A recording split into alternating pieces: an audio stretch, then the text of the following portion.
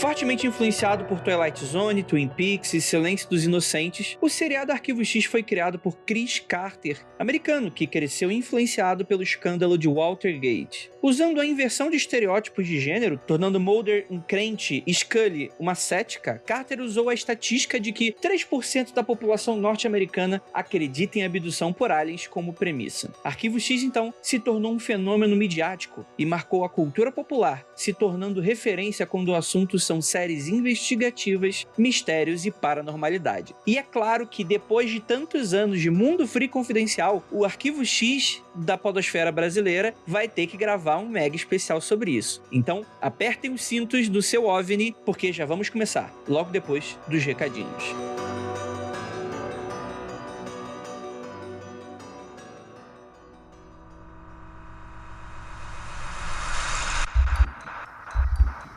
Não há nada de errado com seu áudio.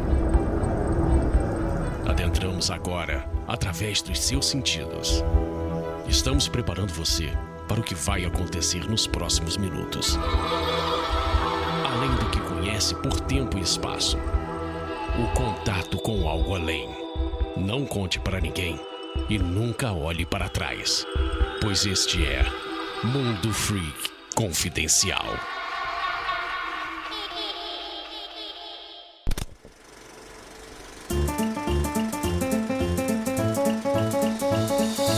Chegamos aqui agora na área de recadinhos do seu Mundo Freak Confidencial. Estamos chegando na reta final do ano e eu gostaria muito de agradecer você estar aqui sempre com a gente. Prometo que vai ser bem rapidinho, até porque é um episódio super especial e já aviso já aos fãs de Arquivo X e tal. São muitos episódios, são muitas temporadas, tem filmes e tal. Então a gente preferiu falar um pouquinho sobre o impacto do Arquivo X aqui no Brasil e no mundo, né? Naturalmente, suas influências. Então a gente fala não só de Arquivo X, né? Mas tantas outras séries que fizeram parte, às vezes, até desse ecossistema em conjunto, mas é claro que a gente cita diversos episódios bacanas, enfim. É um episódio super especial que nós chamamos pessoas que super entendem da área. Então é isso, cara. Ficou muito especial, gostei muito do resultado desse episódio, você já vai escutar ele já já.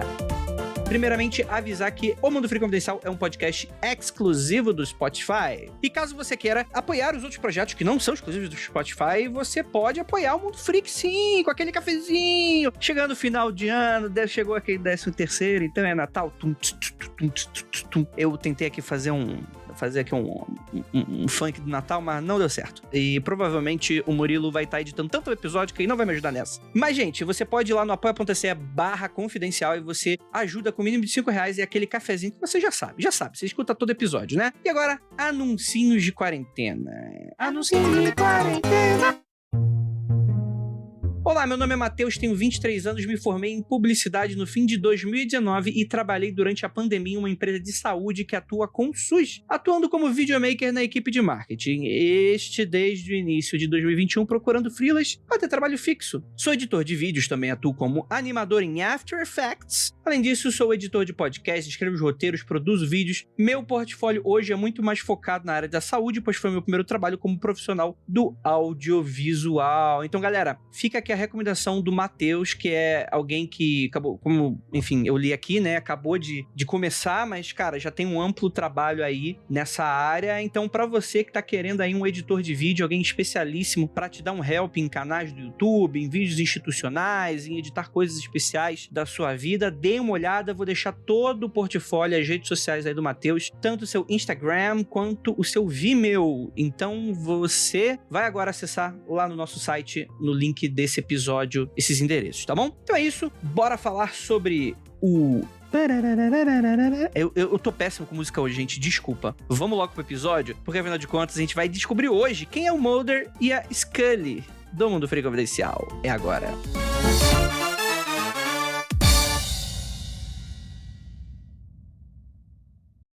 This episode is brought to you by FX's feud, Capote versus the Swans. Inspired by actual events, the series tells the story of Truman Capote and the women he betrayed. The original housewives. They were society's most elite women, rich, glamorous socialites who defined a bygone era of high society New York. From creator Ryan Murphy, this drama series features an all-star cast, including Naomi Watts, Demi Moore, and Diane Lane. FX's feud premieres January 31st on FX Stream on Hulu.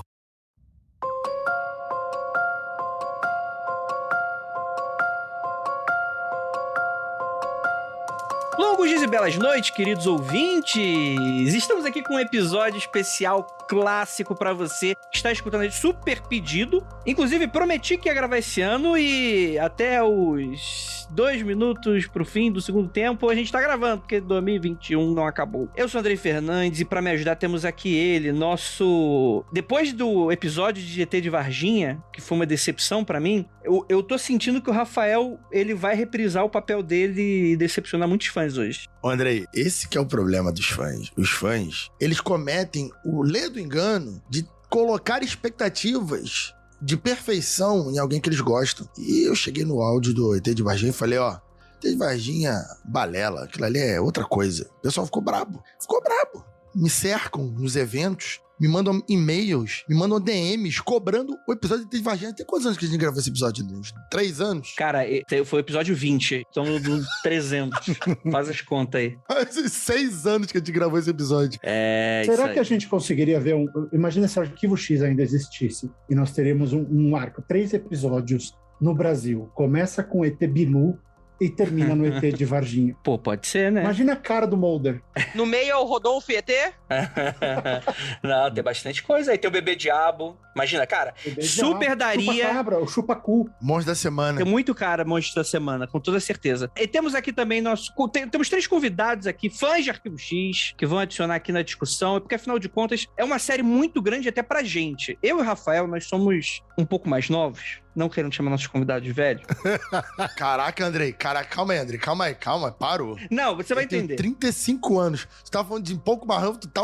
Caraca, tu tá ofendendo as pessoas, Andrei. Não, o que acontece, Rafael? Eu e você, nós éramos ainda muito moleques no década de 90. Sim, muito molequinho. 94 eu tinha 8 anos. Então, a gente não acompanha de perto o Arquivo X e tal. A gente pegou só algumas reprises e tal. Eu cheguei a pegar algumas reprises assim na TV, mas a gente não pegou a febre e tal, né? Então a gente vai conversar com a galera que pegou, que é muito mais entendida que a gente nesse assunto, né?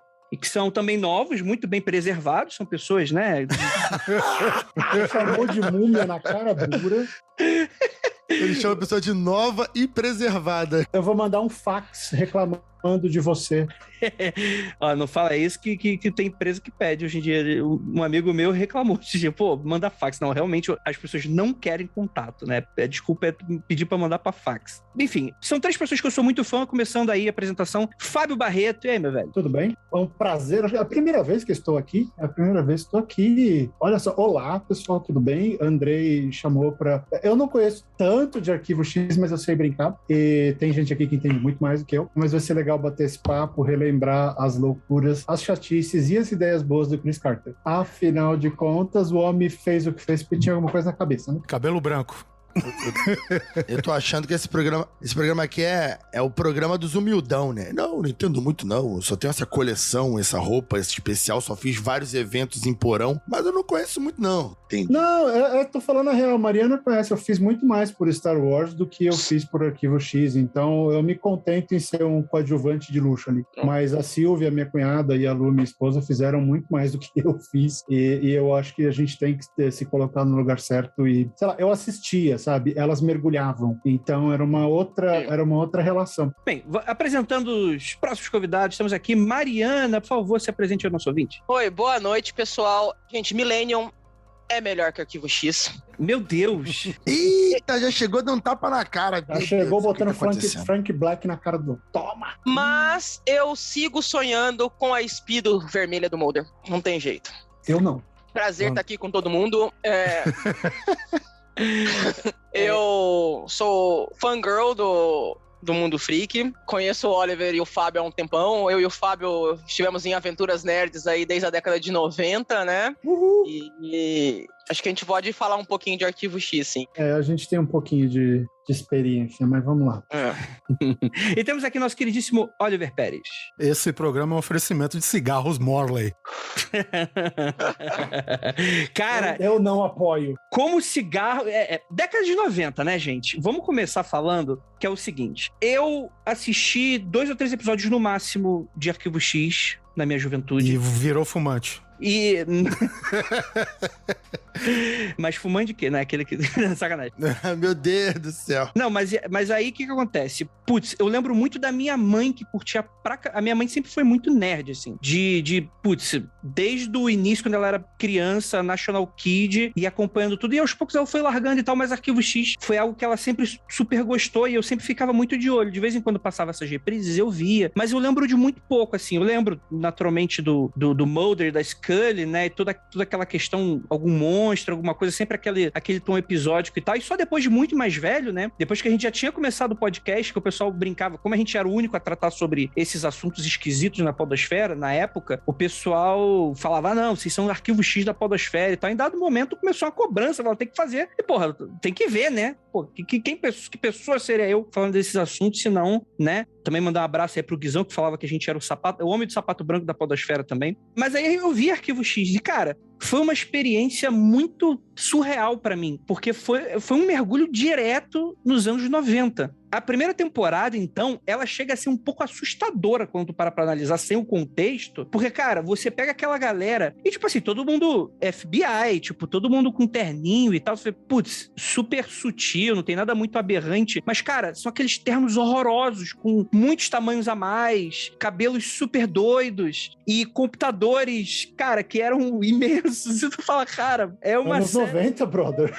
Pra mim, assistindo 2018, 2019, era uma série de época já, né? E ainda bem que vocês estão falando sobre isso, porque quando eu falar, tá safe, porque ninguém vai nem lembrar do que eu for falar, só vou falar mal de vocês. Então já sei, já que você não gosta.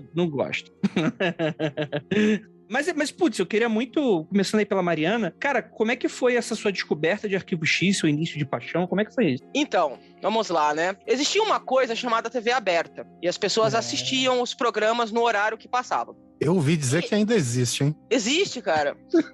Junto com a galera do vinil, né?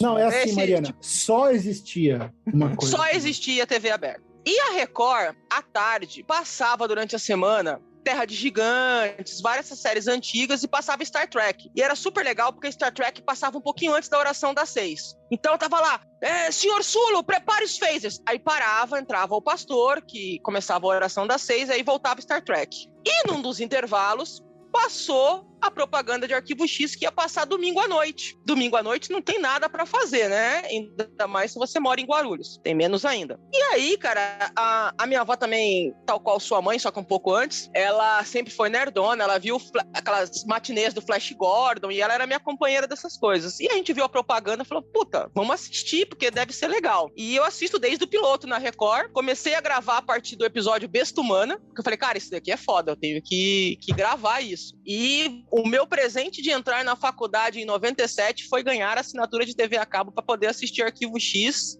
E o primeiro episódio que eu assisti na TV a cabo foi na 4ª temporada, o episódio dos golems judeus, né? Que tem aquela comunidade judaica, tem um golem. Golem é legal. E esse foi meu contato com o Arquivo X. E além da série, né, tinha uma outra coisa também nessa década de 90 chamada revista. Revista, cara, é tipo a internet, só que é de papel e vendia na banca. E eu tinha emprego naquela época. Eu escrevia revista. E aí tinha uma revista que saía assim, na Herói, que era uma revista de anime e tal, fazia algumas reportagens de Arquivo X, mas eis que um dia eu dou de cara com uma revista chamada Sci-Fi News, e tinha uma capinha que tinha Arquivo X e tinha a coluna de uma pessoa que veio ser a cunhada do Fábio depois de um tempo, chamada Silvia, e ela tinha uma coluna de Arquivo X, cara. E tinha a gente tinha uma mídia física, uma revista que falava de assuntos nerds e falava de Arquivo X. Um pequeno parênteses, assim, a gente tá muito acostumado com isso hoje em dia, né? Nerd hoje é uma aba no portal maior de qualquer site da internet, você tem uma aba nerd para falar só de notícias, falar sobre essas coisas. Isso aí, de fato, era uma raridade, né?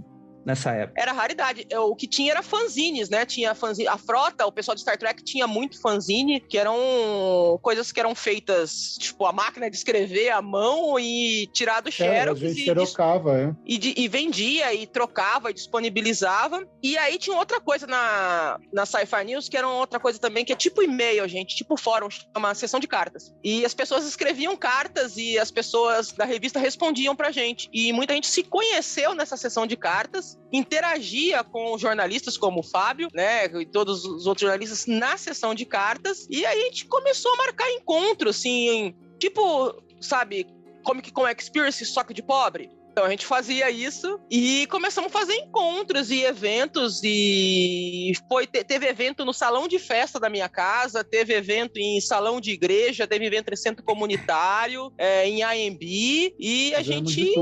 De tudo.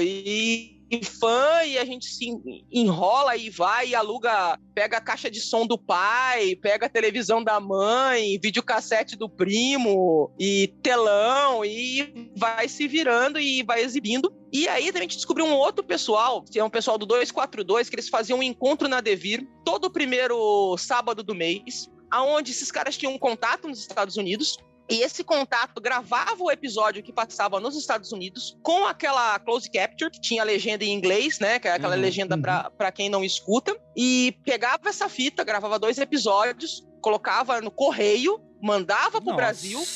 E a gente, sábado de manhã, a gente entrava na Devir, dava uma varrida lá, arrumava as cadeiras, assistia esses 2 episódios e depois jogava card game de Arquivo X. E esse era o download. É assim que a esse era o download na época. É assim que a Silvia e a Lu, a pessoa da sessão de cartas é a minha esposa, virou tua família, mas era assim que a Silvia e a Lu faziam os guias de episódio e faziam as resenhas de episódio de Arquivo X na revista. Tinha uma amiga nos Estados Unidos que ela gravava e mandava as fitas. Pra vocês terem uma ideia, naquela época, entre 96 e 2000 e pouquinho, a gente ainda tinha uma janela de lançamento de filme muito grande no Brasil. Às vezes dava 8 meses. Então, quando saiu o primeiro filme do Arquivo X, a Silvia foi pra Flórida assistir, sabe? Ela foi pra Flórida assistir o filme porque ia demorar pra sair daqui. Não tinha esse lance de, a Fox vai lançar antes, porque assim, a nossa geração literalmente forjou o trabalho de fanbase com os estúdios.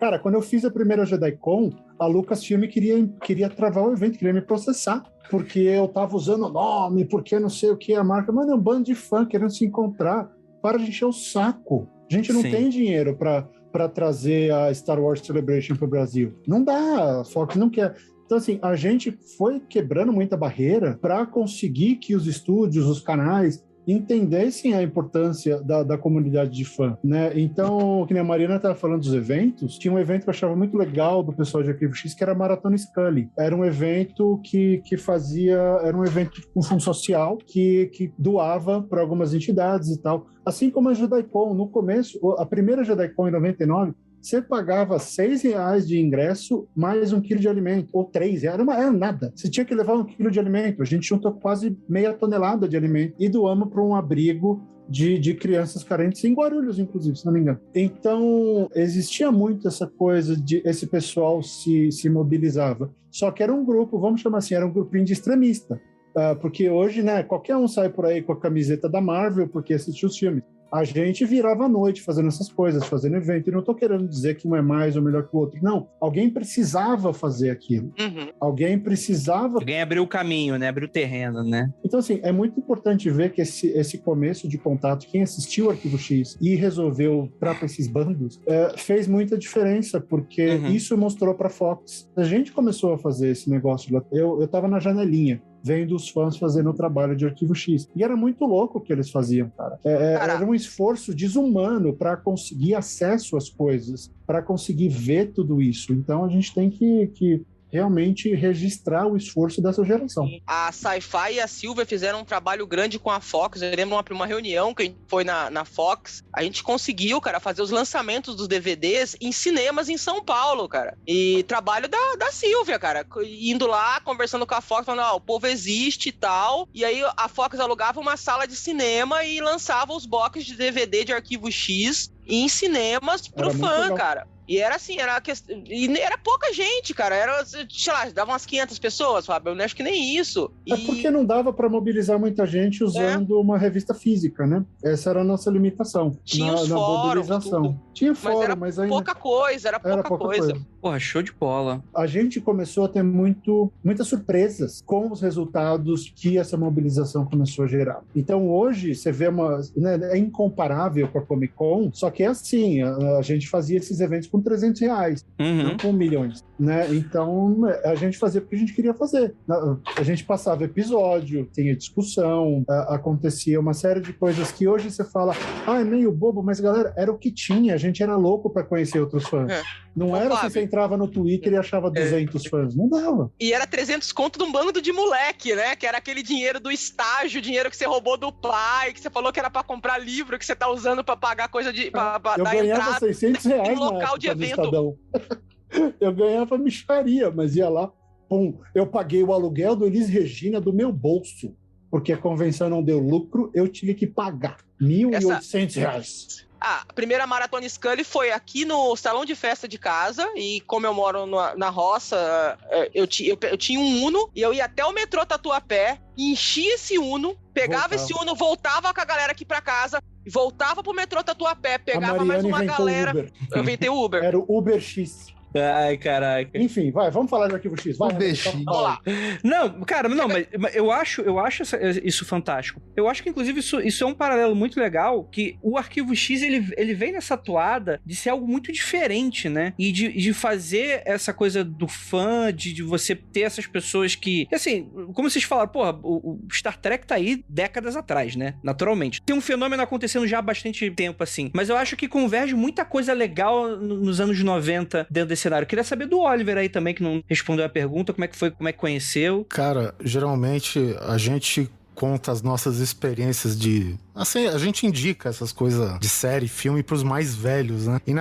Inacreditavelmente, quem fez isso foi meu pai, que me indicou a série. O meu pai costumava viajar aí por conta de trabalho e no hotel, por rara exceção, porque meu pai é tipo... Ele começa um filme, muda pro futebol, depois tá em outro programa e por algum acaso um episódio do Arquivo X captou a atenção dele. Aí ele chegou em casa e falou, cara, você tem que ver isso daqui. Que foi justamente o que impressionou ele, foi o episódio do Assassino Imortal, né? Que provavelmente vai pipocar aqui no assunto, a gente vai falar depois. Eu odeio esse episódio.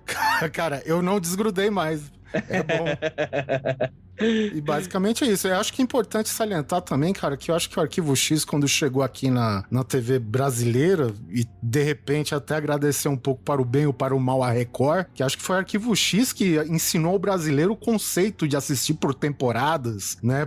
E depois o Arquivo X veio com esse lance, não, compre um box com uma temporada inteira completa, e ninguém tinha isso na época, cara. Quem desbravou tudo isso, além do Fábio e da Mariana, que fizeram o que fizeram até aqui, essa parte do Arquivo X, e talvez até em consequência do que o pessoal aqui fez, ele gerou todo esse, digamos, esse esclarecimento, porque as séries antigamente a gente não tinha, a gente assistia um episódio do começo, do fim, no meio, e foda-se, era do jeito que vinha e boa, entendeu? E o Arquivo X pôs ordem na casa. É que o Oliver falou, tem muito a ver com esse trabalho de formiguinha, porque a gente mostrou esse potencial pra Fox. A Fox acreditava em um produto no Brasil. O nome era Star Wars, que a mentalidade era Star Wars vende sozinho, não precisa fazer nada. Agora, quando começou o fenômeno das séries, e a Record tem sim esse papel importante, assim como o Warner Channel também teve, e a própria Fox, porque quando a Fox TV a cabo entrou, já tinha Stargate lá. A gente foi fazendo esse trabalho e a Fox entendeu que dava para vender DVD, vender VHS. Antes não tinha essa cultura. Eu lembro que quando eu entrei no Estadão, eu fui fazer minha primeira resenha no Estadão foi Tropas Estelares. Maravilhoso. Aí eu liguei na editora Abril é que lançava o VHS. E eu falei, quanto é que custa pra vender? Mas por que você tá perguntando isso? Ué, e se eu quiser comprar? Ah, não, a gente só vende pra dono de locadora. Falei, mas e se eu quiser comprar? Não, mas você tem locadora? Eu falei, não, quer pra mim. E aí o cara, não, custa R$81. Eu falei, tá, me fala aí quanto é. Eu tô me ligando agora, a minha primeira compra online foi o box da primeira temporada do Arquivo X, cara.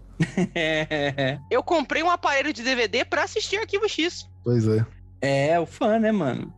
Mas, cara, isso é maravilhoso, assim, porque, bem ou mal, com a série Arquivo X acabando, ele foi meio que uma franquia que ela foi sendo deixada pra trás. Houveram depois essas tentativas de volta da franquia, né? Teve o segundo filme recente, né, que o Oliver fala que não existiu. teve uma nova temporada, né? Mas, existiu sim, foi quando eu conheci o Mulder, nem vem.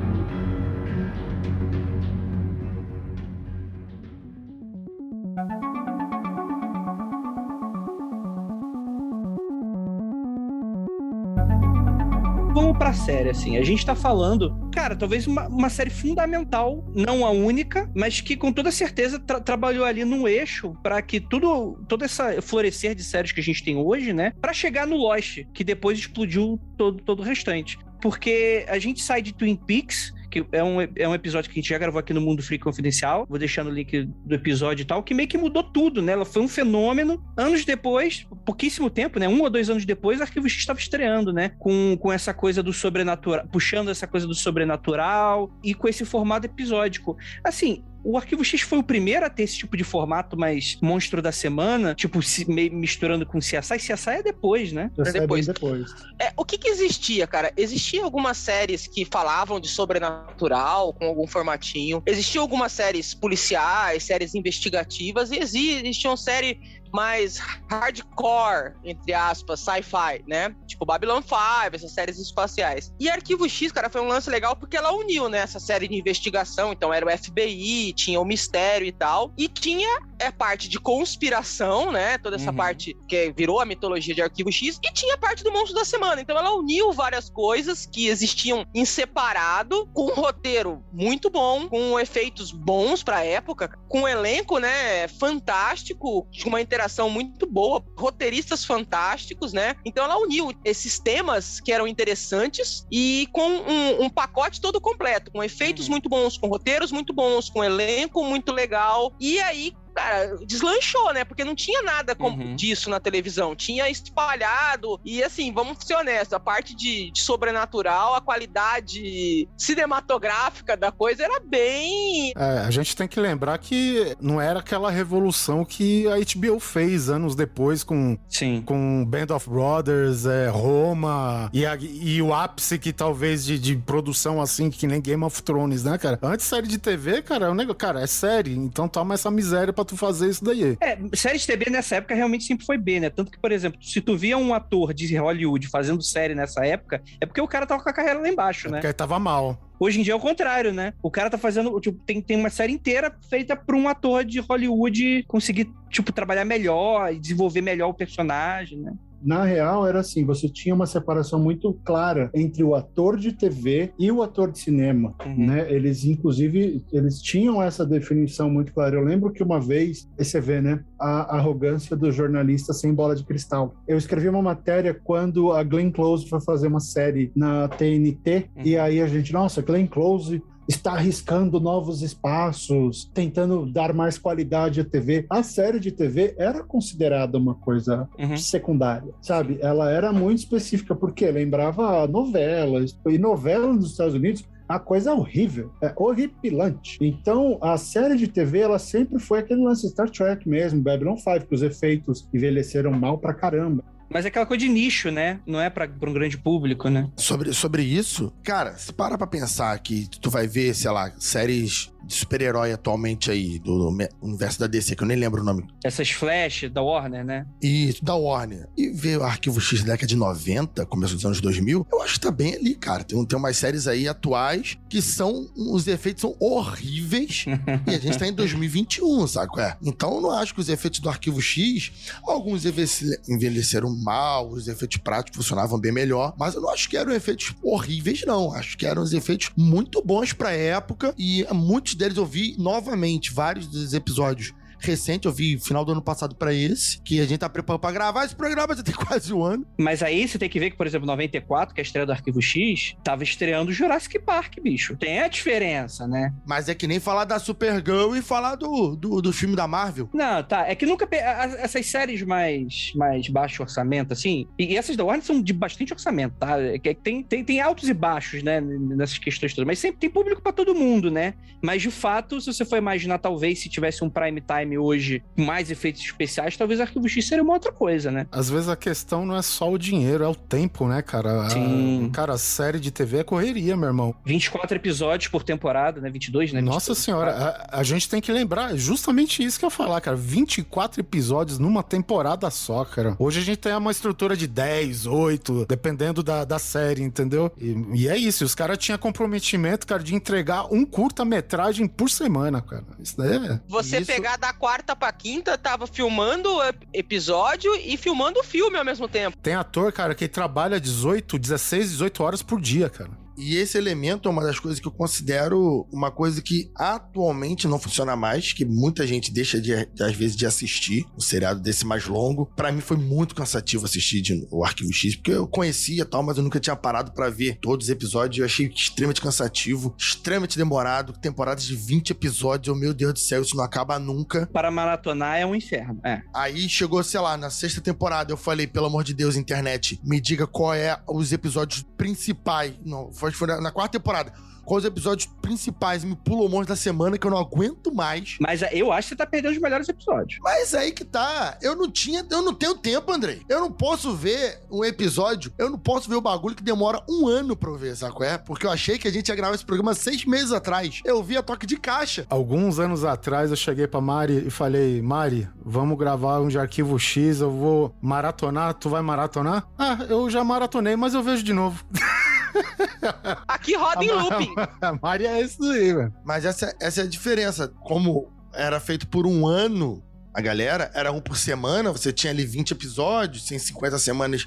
Eu tô arredondando, tá, gente? 50 semanas no ano, 20 semanas, 24 semanas. Então você, metade do ano, passava aquilo ali, dava um descanso, entre aspas, um descanso de 5, 6 meses pros atores, roteirista e tal, e refazia tudo. Aí tem essa discussão atual, né? O seriado hoje, sendo disponibilizado inteiro, é melhor, é pior, dá discussão, não dá. Aí tem todo esse lance. Mas, realmente, é outro tipo de formato. E a gente não tinha escolha, né, já? Esse é o lance. Se tivesse isso naquela época, eu só teria consumido do mesmo jeito. Sim, que nasceu num ambiente offline, nasceu num ambiente que era TV. E os canais de TV funcionavam dessa maneira, né? Então essa coisa de ter longos episódios, ter propaganda, tipo... Uma coisa de louco que eu tô muito desacostumado é estar assistindo série e tem aquele fade in, fade out pra propaganda. Não existe mais hoje. Quando eu vejo uma série um pouquinho mais antiga que tem isso, já me joga pra fora da série e fala, caralho, é verdade, né? Não tem mais essa parada, né? Isso também era importante pra manter a série na cabeça das pessoas ao longo do ano. Se tivesse só 12 episódios, 10 episódios, passava em 2 meses, a galera esquecia, no ano que vem, isso ainda existe? Então também tem esse lance. Tem que ver que, assim, a maioria do pessoal que acompanhou o Arquivo X acompanhou pela Record. Sim. Os episódios que eu vi foi na Record. E outra coisa, quem tem essa memória, logo em seguida, pensa em Camisarias Facínio, pensa em California Racing, que eram as propagandas que passavam no horário quando dava o intervalo de Arquivo X. André, você falou do ritmo, né, do fade in, fade out. Eu fui fazer acho que o último set visit que eu fiz da minha carreira foi no set de Stargate Universe. Fui lá pro Canadá, o cara tinha montado a porra da Destiny inteira, a nave, eu cruzei o Stargate, foi uma das coisas mais nerds que eu fiz na vida. Só que aí eu falei pros caras, por que essa série não estourou? E aí o criador veio e falou assim, super rápido, a gente errou no piloto e nos primeiros episódios da primeira temporada. Por quê? A gente esqueceu de filmar pensando nos cortes da TV. Isso. Se você porque já estava na transição, se você assiste os primeiros episódios de Stargate Universe na íntegra, sem intervalo, eles são muito bons. Com o intervalo, cagou o ritmo todo. E aí a série... Nossa, que doido parar pra pensar que isso afeta, né? Eles não conseguiram recuperar. Stargate era a franquia de ficção científica mais longeva da TV a cabo americana, muito mais que Star Trek, e morreu no Universe, porque aquela série matou. Os caras não conseguiram manter a qualidade, a série não segurou, e era uma série muito legal, muito bem feita, com aquele mesmo cuidado dos caras. Então, assim, você vê, você não precisa ir tão longe assim. A gente tá falando isso que os últimos 6 anos, 7 anos, não é nada, década de 90, não, foi outro dia. Ainda tem gente se lascando porque ainda tem a cabeça, os canais ainda têm a cabeça da década do século passado, e o público não tem mais, o público quer ver a coisa inteira. Entrou ali, tô assistindo. Eu vou dizer que a gente tá um pouco perdido, né, quando tu para pra analisar essa discussão de Binding Watch, né, da pessoa ter série que sai tudo de uma vez pra maratonar. O pessoal ainda tá dando uma escorregada pra tentar descobrir o que pega, o que não pega, qual série funciona, qual série não funciona. Acabou de sair a Arcane aí do League of Legends, que tipo assim, saiu de 3 em 3 episódios, nunca tinha visto isso, saiu de 3 em 3 3 episódios. Não saiu tudo de uma vez, né? Muito doido isso. Binge watching tá redefinindo como a gente vê, né? Tem esse lance, né? O Arquivo X, ele vai ser longevo porque os fãs, como vocês, que assistiram na época, é que nem a galera que fala do Lost. Toda semana tinha uma alta discussão sobre cada episódio, sobre esmiuçar, sobre ir nos fóruns, trocar ideia. E se saísse tudo de uma vez, isso se perde. Aquele episódio mais fraquinho, ninguém fala, o pessoal pula. Então isso é um pouco desse hype que a galera faz. É o que o pessoal falou que o Dark errou, né? É principalmente essa última temporada, né? Como saiu tudo de uma vez, meio que em 2 semanas ninguém mais tava falando do Dark. Sim. E era uma conclusão de uma série super esperada. Se tivesse saído um por semana pra fazer o pessoal ficar debatendo, criando teoria, o que vai ser o próximo episódio, era um fenômeno que ia se estender por muito mais tempo e ia provavelmente ser bem mais interessante comercialmente. E é importante pensar no debate na internet. Muitas vezes a galera trocando ideia no Twitter, postando coisa no Instagram, é o que vai me convencer a assistir. Porque eu não quero assistir. Mas toda semana eu vejo meus amigos, pessoas que eu sigo, pessoas famosas comentando: caraca, o episódio essa semana foi legal, vou dar ideia, vamos lá. E acabo assistindo também. Puxando um gancho aqui da Mariana, vou ver se eu já te ajudo, Andrei, puxando dos top. Ela falou do roteiro, né, de Arquivo X, que era bem legal. E aí eu vou te dar 3 nomes que escreveram roteiros de Arquivo X que fazem todo sentido. Um tal de Stephen King, que escreveu 4 episódios. Um cara chamado Vince Gilliam, que escreveu alguns episódios também. Ele só é um dos caras do Breaking Bad. Cara, ele é o nome do Breaking Bad, né? Ele tá lá, né? E o James Wong, que é um dos caras do American Horror Story. Que doido, mano. Né? Então você vê, esses caras começaram escrevendo lá atrás, assim como você começa a pegar roteiro de série dos anos 90, tá cheio de roteiro do George Martin. Ele escrevia TV. Então esses caras, eles estão carregando essa tocha de falar do fantástico, do sobrenatural há um tempão. Então você vai vendo esses nomes, eles aparecem em várias séries relativamente parecidas. Porra, né? Mas doido. Você vê, o King escreveu 4 episódios, não dá pra você descartar, mas o King não sabe fazer TV. Bom, quando ele quer, ele faz. Quando ele quer, ele faz, ele pode.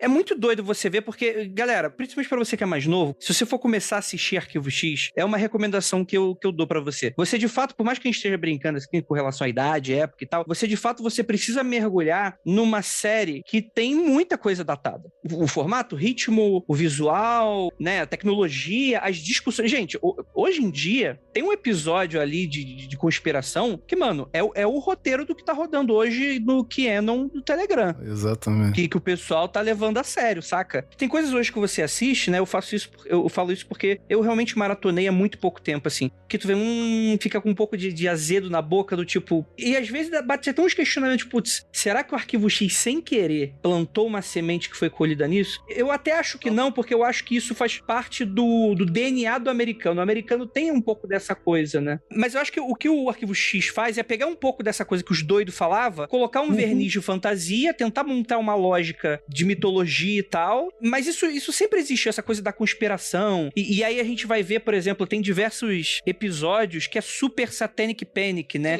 que a gente sempre fala aqui no episódio, né, então tem um episódio que é muito legal, que é tipo, tem uma escola, e o Satanic Panic tem tudo a ver com essa coisa de você, porque os satanistas estão querendo pegar as criancinhas, abusando sexualmente, matando crianças em rituais. Cara, tem um episódio que os diretores da escola e os professores são os satanistas. É muito doido quando parar pra analisar hoje, tipo assim, no impacto que tem socialmente também esse tipo de coisa que se discutia de outra maneira naquela época, era uma piada, era uma brincadeira, era uma fantasia que o pessoal explorava bastante no filme dos anos 80 e por aí vai. E hoje, quando tu coloca assim, fala, mano, isso aqui tá forçado pra caramba, não faz sentido isso. Se eu não me engano, essa escola aí que você tá mencionando, ela por algum acaso, ela chamava Crowley High. É, exato. Nossa, olha esse nome. E aí vou lembrar uma coisa, esse episódio e alguns outros episódios que tinham demônios... Demônios! A Record censurou, a Record pulava. Não passava na Record. Ela não aceita a concorrência. Não aceitava, cara. Teve, principalmente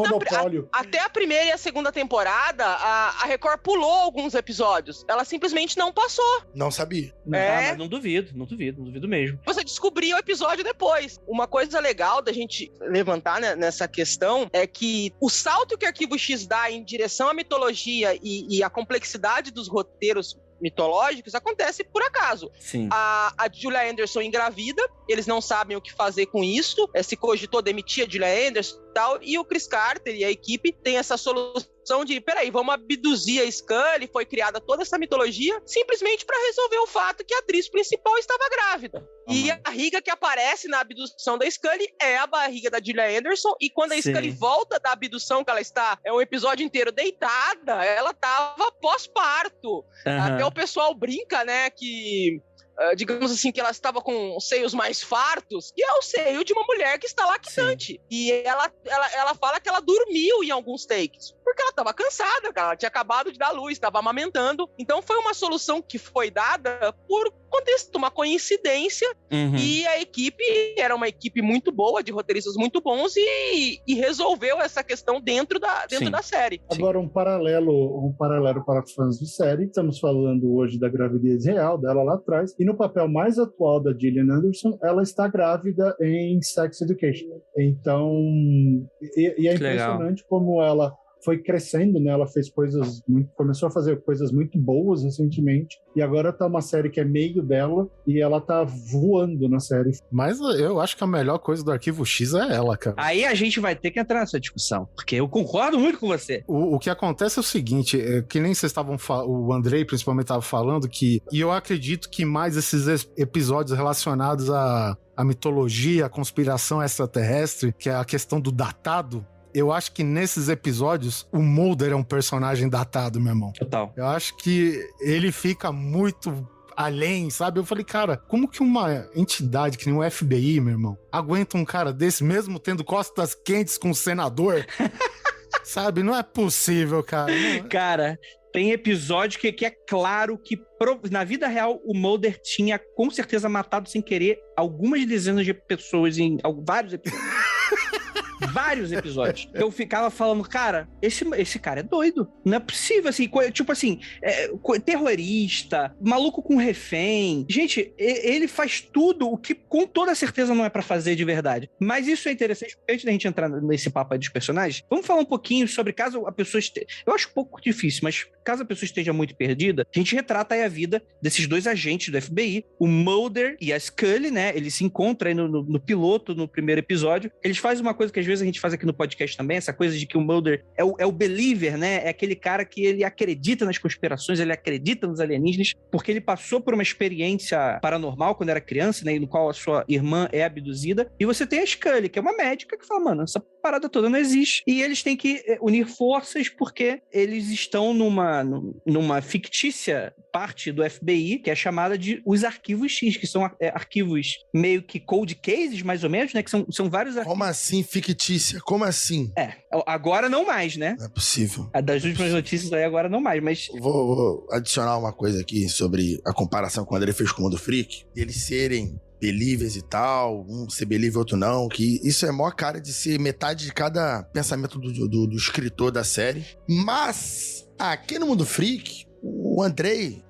lá vem. É a Scully. Ah, é? É. Que começa totalmente desacreditado. Começa totalmente sem acreditar nos caô todo. Aí, o seriado vai passando e você começa a achar que a Scully tá de sacanagem. Porra, Scully. É forçada, muitas vezes é forçado pra caralho. 5 anos vendo essas porra sobrenatural, desvoador, caralho. Tu vem e fala, isso não é possível, Mulder. Porra, não é possível. Não fala um negócio desse. Então, assim, o Mulder é forçado, mas a Scully também tá de brincadeira. Entendeu? Eles cumprem muito o papel. Ela é cética, ela vai ser cética nesse episódio. Sempre. Por mais que ela já tenha visto tudo nesse episódio, ela vai ser cética. Eu acho que isso é muito do formato daquela coisa do reset. Todo episódio, meio que eles têm que começar do zero de novo, né? É mais ou menos isso. Eles têm que fazer esse papel pra sempre, né? Mas é muito forçado. Depois, cara, no final da primeira temporada até vai. Chegou no final da primeira temporada, era pra na segunda, ela tá acreditando tudo que o Mulder tá falando. Porque ela vê tudo. Tudo. Vocês estão ainda falando da parte que ela vê. No começo, ainda acontecem coisas como como o cinto de segurança dela travar e ela não conseguir entrar na casa onde tem um fantasma. Sim. Os caras têm uma série de artifícios pra ela não ver o que tá rolando. Sim. Ainda é pior. E aí fala, cara, como isso acontece? Preservando o ceticismo dela. Sim. Lá pra 6ª temporada, se eu não me engano, quando entra o T-1000 na série, ela fica menos cética. Porque o cara é mais cético do que ela, sabe qual é? Mas, porra, demorou pra caralho. Aí depois ela volta a ser cética de novo. Aí eu falei, realmente, é o papel que eles voltam sempre pra raiz, sempre volta pro piloto ali. É tipo o Andrei. É que isso entra um pouco no que a Mariana falou da questão de ter acontecido. Diferente, por exemplo, do que a gente acredita que fizeram com Lost, que naquele fatídico fim de semana, Nick, o JJ e os caras pegaram aquele roteiro do cara e deram um tapa e falaram, essa série vai ser assim? O Chris Carter pegou, eu vou fazer uma temporada assim, a série é essa, se der certo a gente vai fazer mais. Porque naquele tempo as séries sofriam muito mais risco de cancelamento, até prévio, do que hoje em dia. Era um negócio desgracento. A quantidade de série que tinha só, a série da mid-season que a gente chamava, que era aquela série menorzinha, que não pegava, não ganhava tração e ia pro ralo, era muito grande. Então ele construiu aquela primeira temporada. Dali pra frente, aí falou, tá dando certo, agora a gente vai pensar numa coisa mais longa. Então, é por isso que a gente até aprende na escola de roteiro essa tentativa de fazer uma primeira temporada autocontida pra, caso coisa não der certo, você filmou a primeira e fechou a história. Uhum. E essa 8ª temporada, coisa que eu vou dizer que, assim, e talvez o Fábio possa me corrigir se eu tô falando besteira, porque ele é escritor, alguns escritores não sabem escrever para mulheres grávidas. A partir do momento que a Scully engravida, ela começa a ficar hiper emocional, hiper, assim, predisposta a acreditar em coisas que ela nunca acreditaria, falar coisas que ela nunca falaria. Então tem uma questão de que, assim, essa é uma crítica que pode ser feita. Esse período da Scully grávida, os escritores, né, os roteiristas, ficaram um pouco perdidos em colocar a Scully nessa situação. Mas, Mariana, isso tem a ver muito com o fato de também que a maioria dos roteiristas eram homens. Uhum. Eu acho que assim, a gente chuta aí de 90% para cima. Eu nunca vi a lista completa, mas a maioria é homem. Eu acho que a própria Gillian escreveu alguns episódios, mas fora isso eu não lembro de muita mulher escrevendo. Não então tinha. Você tem um roteirista, que é o problema que a gente tem hoje do cara que, sei lá, homem, branco, hétero, escrever um personagem negro LGBT. E aí você entra naquele problema de só colocar a sua imagem daquele público, ou aquilo que você acredita estar certo. Então o cara colocou lá a esposa, como ele acha que a esposa ficava, como a irmã ficou. Então você coloca muito preconceito, né? Muito mais preconceito no sentido claro da palavra, de um conceito pré-concebido daquilo, em vez de fato falar com alguém, e aí, como é que é? Né? Então eu acho que isso é uma coisa que envelheceu muito, que é o fato de que os writing rooms daquela época eram homens, e eles escreviam o que queriam, e ninguém falava, pô, mas isso aqui tá completamente errado, porque vamos pensar que você mesmo disse, a Gillian quase foi demitida quando ficou grávida, né?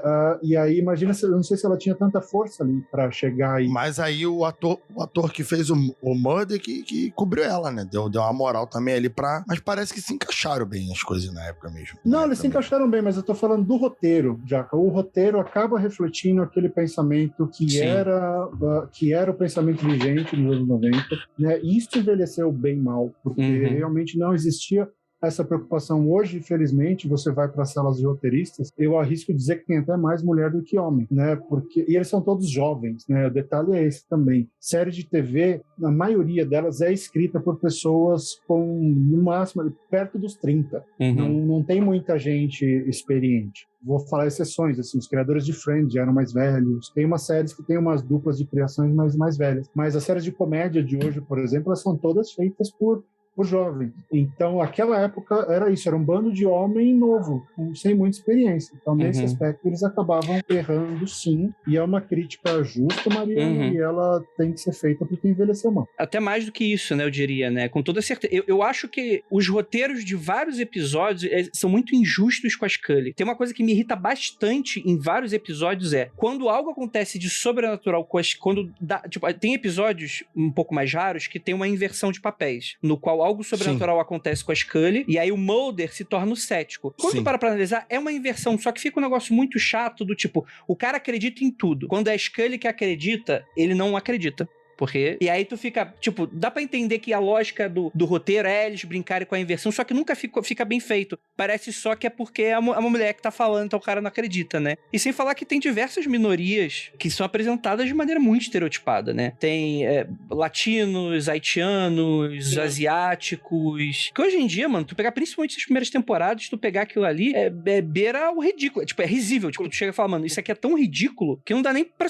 Com certeza, a pessoa pode se ofender à vontade. Mas, tipo assim, tu vê que, tipo assim, a inabilidade gera humor aqui sem querer. Porque são personagens que não existem na vida real, né? Que são muito doidos. Tipo, não tem... São aqueles mesmos estereótipos, por exemplo, dos filmes dos anos 80, né? É tipo o cigano do Stephen King, né? E por aí, né? Não, e outra coisa, nessas primeiras temporadas, quando dá essa inversão de papel, é direcionada pelo catolicismo da Scully, porque o público americano ainda vê o catolicismo como algo meio bizarro, meio místico, mágico. Então Até a hoje, Scully...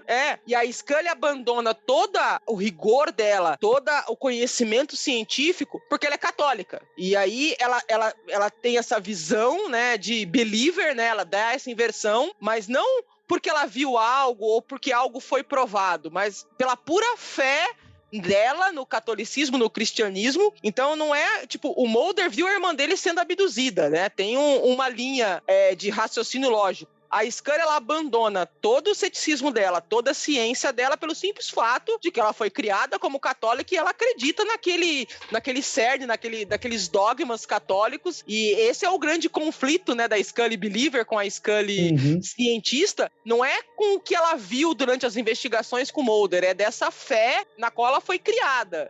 Então tem essa questão do americano ter uma relação esquisita com o catolicismo, né? E eles colocam isso aí, né?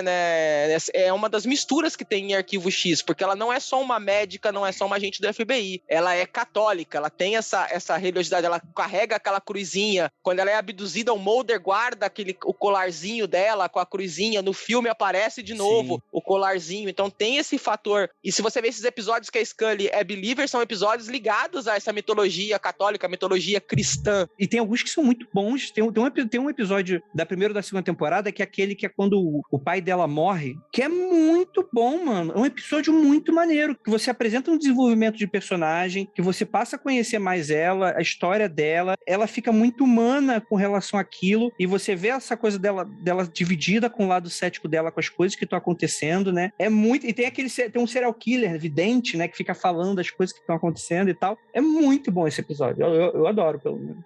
E essa coisa que a Mariana levantou, né, do catolicismo, isso é muito chave pro entretenimento, até pro nosso, né? Porque eu vivo tentando achar as coisas que vão dar certo, tanto na literatura quanto no cinema, aqui pro gênero fantástico. E o maior acerto que a gente teve no Brasil recentemente, e vou sim fazer merchan de outra pessoa, é O Alto da Maga Josefa, da Paula Siviero. É um dos livros mais engraçados e mais cravados para a fantasia na cabeça do brasileiro. Ela usou o catolicismo como o nosso lore de fantasia. Em vez de ter elfo, dragão, não sei o que, não.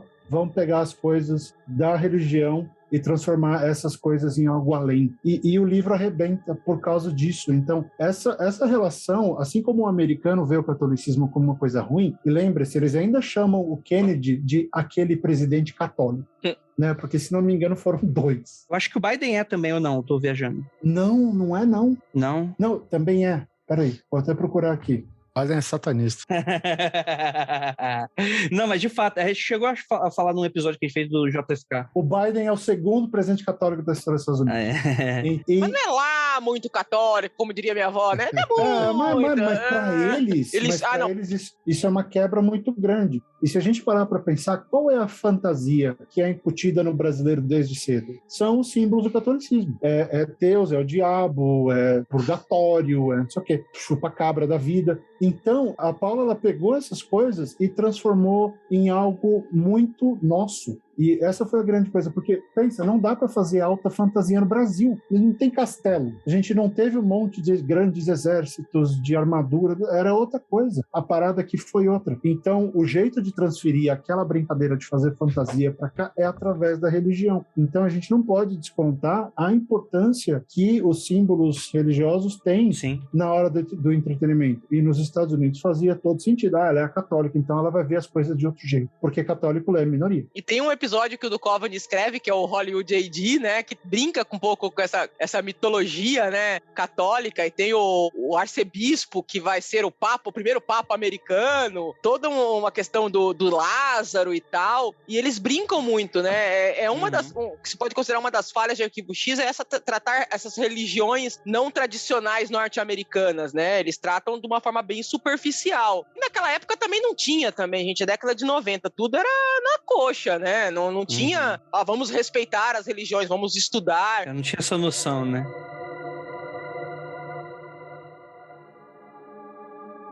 Como vocês estão falando aí, a gente tem uma certa divisão de episódios que o pessoal faz, né? O Arquivo X, ele tem um pouco dessa divisão do monstro da semana, né? Que é aquela questão, tem um desafio que eles precisam, todo episódio tem um desafio novo que eles precisam, e aí quando eles finalizam, no mesmo episódio, aquele arco, no próximo episódio se reseta. Tem algumas exceções que são episódios duplos, né? Geralmente finais de temporada, que geralmente... Mas é aquela coisa, tipo assim, a continuação do episódio, um depois do outro, e depois volta novamente pro mesmo padrão e tal. E aí você vai ter esses episódios de monstro mesmo, você vai ter esses episódios que você avança uma história de conspiração que tá se passando e tal, que eu acho que é um dos pulos do gato aí, pra você ter um pouco dessa continuidade do... E agora? O que vai acontecer? É engraçado que isso virou a identidade de como se exibe o Arquivo X, né? E a gente tem isso que a gente fala dos episódios mitológicos, que é sempre tratando da conspiração extraterrestre e beleza. Só que tem outros episódios também de conspiração envolvendo o governo que não tem nada a ver com a parte extraterrestre. Só que esses já não fazem parte da mitologia. O monstro da semana, aí tem também, vamos dizer, uns subtemas, né? Nem sempre é um monstro. Sim. Tem o monstro, literalmente o monstro, mas tem o cara que tem uma habilidade especial, um cara que é vidente, um cara que ele hipnotiza as pessoas, ele tem um poder de sugestão muito forte e coisa do tipo. Então, o Arquivo X me parece que foi uma das poucas não, a única série que apostou nesse formato estranho, que a gente aceita de boa, e é isso. Deixa eu fazer uma pergunta aqui. Vou fazer uma pergunta aqui que eu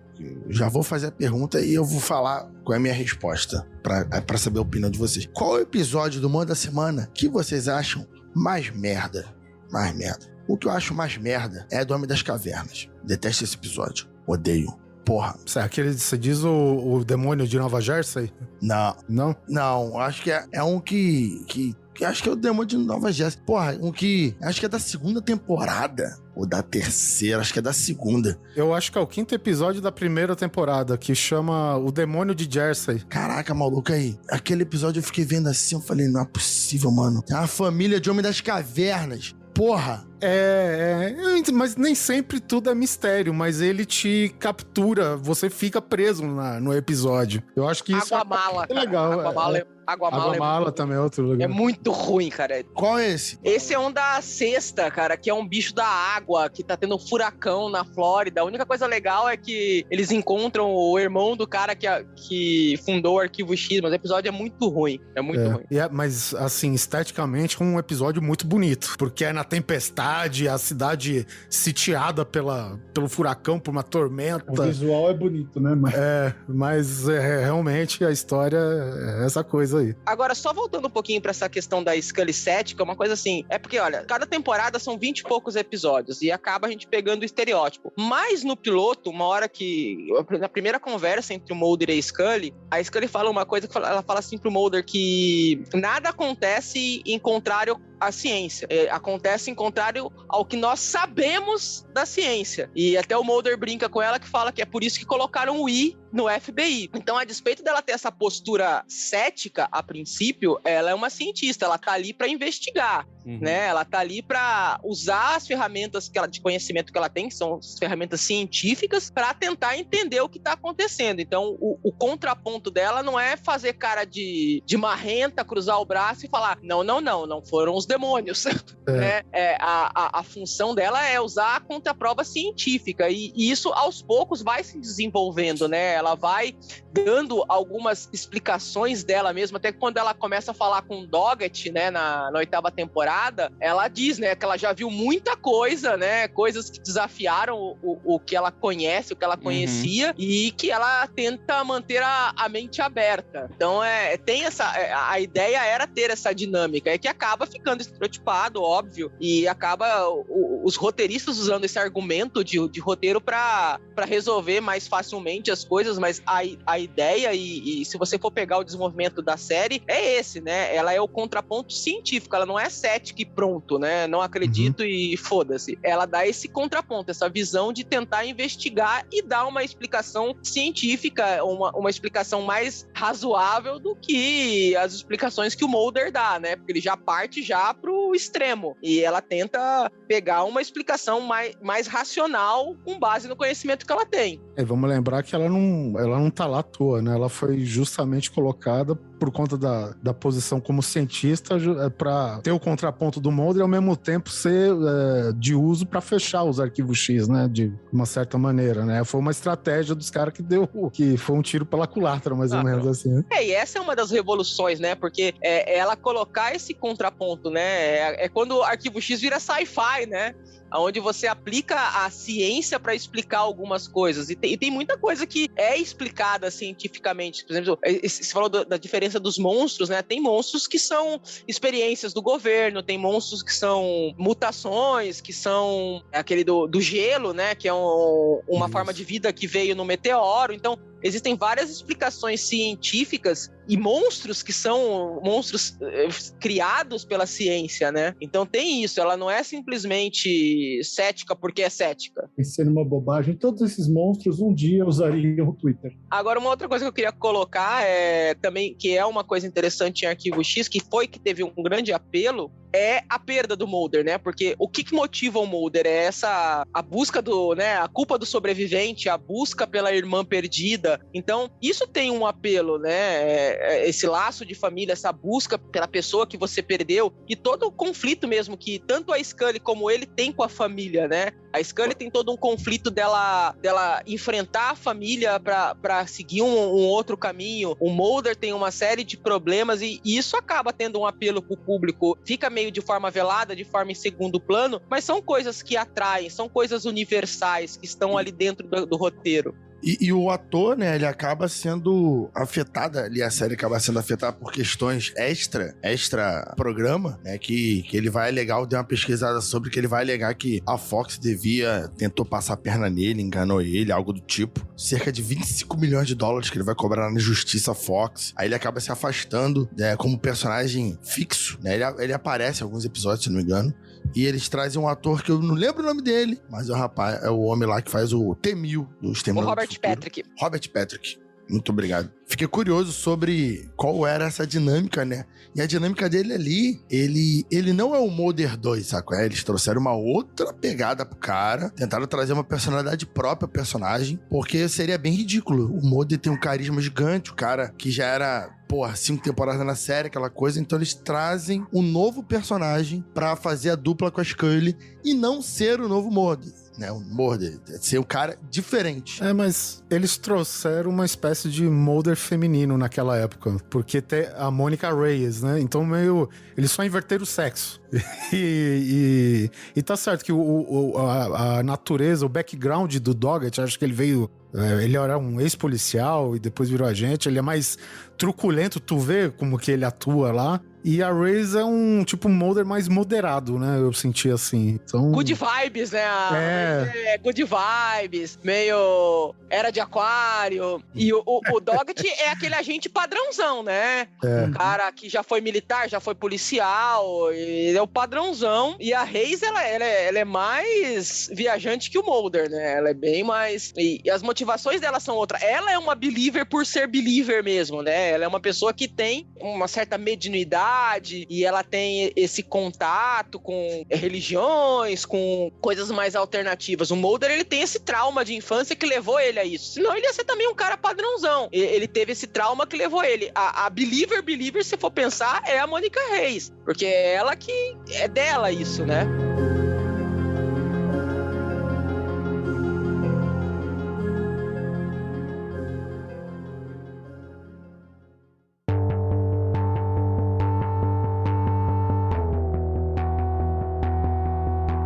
Sabe uma coisa que me incomoda pra cacete no Mulder? que muita coisa, na verdade, me incomoda nele. Eu acho ele um personagem péssimo. Eu odeio o Mulder, de todas as maneiras possíveis e imagináveis. Eu odeio. Pra mim ele é aquele cara que hoje em dia ele seria aquele nerdola esquisito, mencel, o cara que fica só naquele mundinho dele e que odeia todo mundo. E eu acho que eles vão suavizando isso um pouco, mas na primeira temporada tem muito dessa coisa dele ser o rebelde, daquela coisa de resolver, que é muito comum, em séries de policial isso acaba sendo um estereótipo muito comum, né? É o cara que ele enfrenta o sistema indo na ilegalidade, né? Daquela coisa de ser, não, vamos aqui contra a lei. Tem aquele episódio que é do assassino imortal, né? Das primeiras temporadas, né? Que é aquele cara que se alimenta de fígado. É o Tooms. Foi Gene Tooms. É o Gene Victor Tooms. Foi o primeiro que eu assisti. A minha entrada para Arquivo X foi o Tooms. Cara, tem 2 episódios dele, né? Um deles, acho que é o segundo ou terceiro episódio da primeira temporada, e ele vai voltar, se não me engano, um pouquinho depois, né? Que aí ele morre e não volta mais, eu acho, né? Ele é o primeiro monstro que volta. E durante tempo foi o único. Então, e aí, cara, o segundo episódio, que é quando ele volta, mano, o Mulder, ele é muito absurdo as coisas que ele faz, mano. Claramente o cara tá sendo perseguido ilegalmente ali, e tipo assim... Abuso de poder total. E aí os roteiristas fazem de uma maneira que é tipo assim, não, olha só como o advogado é o vilão, porque ele tá liberando esse monstro assassino e tal, e o Mulder, várias ilegalidades cometendo contra o cara. Eu fiquei com dó do Dooms, cara. É muito ruim aquele episódio. Mas Andrei, até aí, policial americano cometer ilegalidade pra no final dar certo, até aí o tira da pesada é isso o filme inteiro. Sim, então é um estereótipo comum, O filme inteiro, ele cometendo ilegalidade, perseguindo pessoas sem autorização. É uma máquina mortífera também, né? É, máquina mortífera, eles fazendo ilegalidade o filme inteiro, mas no final tá certo, né? Mas é um abuso policial normal, sacou? Mas a coisa principal que me incomoda nele, na verdade, é que eu sinto que os roteiristas, o que acontece? É uma série de mistério, então naturalmente a abertura que uma pessoa cética tem vai ser muito mais difícil, né? Porque vai ter sempre, a pessoa vai estar sempre errada que é uma série de monstro, né? Uma série sobrenatural, etc e tal. Mas eu acho tão mal feito, principalmente nas primeiras temporadas, como eles puxam essa sardinha do Mulder estar sempre certo, independente do que estiver acontecendo. E eu acho isso uma pena deles não poderem explorar os erros que o Mulder poderia estar cometendo. Mas eles fizeram isso pra validar a série, né? Se ele não tiver certo, os Arquivos X não tem razão de ser. Pô, mas todo episódio, toda questão, foi feito de uma maneira um pouco, né, mão pesada, que aí de novo, 90, né? Aí uma resposta a isso é aquele último episódio da 7ª temporada, onde tá tendo uma auditoria nas contas do Mulder, né? Pô, cara, vocês não estão prendendo ninguém, vocês estão gastando dinheiro do FBI, e aí? E tanto que, acho que na 8ª ou na 9ª, tem uma hora que o Blevis lá, eu esqueci o nome do outro chefe, do cara que fica, tipo, acima do Skinner. Alvin Kirsch. E ele tá conversando com o Doggett e a Scully, e ele coloca, assim, que a única coisa que tá salvando os Arquivos X é que, a partir do momento que entrou o Doggett, a porcentagem de solução e de casos que foram à justiça aumentaram. Com o Doggett, os Arquivos X foram mais eficientes em termos da função, que é uma unidade do FBI, que é investigar e levar o culpado à justiça, né? Não, porque imagina, o Mulder, esse nome dele aí, viajava os Estados Unidos todo, pegava avião pra caralho, não sei o que, chegava lá, não prendia ninguém, não tinha porra nenhuma e voltava. Inclusive, como é que você vai julgar o monstro da lagoa? Nesse episódio que a Mariana comentou que eles têm que bancar as contas, né, comprovar as contas, né, de tudo, dos gastos, o cara fala, pô, cara, mas gastou tudo isso? Ué, tem que viajar, tem que isso? Ué, mas hoje tem internet. São as temporadas mais novas, né, então já tem esse diferencial, no caso. Lembra tem uma coisa que Arquivo X fez pelo mundo que as pessoas não lembram. Arquivo X começou as fanfic, tá? Sim. Antes de Harry Potter. E aí, assim, Star Trek já tinha, mas Arquivo X deu um espalha-bosta assim, do fanfic, que foi um negócio insano. Todo mundo que escrevia fanfic de Arquivo X sempre começava que nem o seriado. Virgínia, 10 da manhã, não sei o quê. Porque o seriado marcava o lugar onde eles estavam. Era sempre um avião, um carro, alguma coisa, e marcava o local na cena. Então, a viagem era característica da época. Eles quase não ligavam, né? Quando ligavam ainda tinha que pegar telefone, cabine telefônica. Então isso não tem como, é o que vocês falaram. Nesse aspecto é muito de época. Não tem como. Não tem. E antes de eu entrar no que eu ia falar, só um apêndice. Uma vez eu li uma fanfic onde a mãe da Scully transava com Skinner, cara. E eu não consigo desver isso da minha mente. Foi horrível e eu fiquei traumatizada. Mas uma coisa legal de Arquivo X é que... é tudo pervertido, Mariana. Tudo pervertido, tudo tarado. Nerd é tarado, né?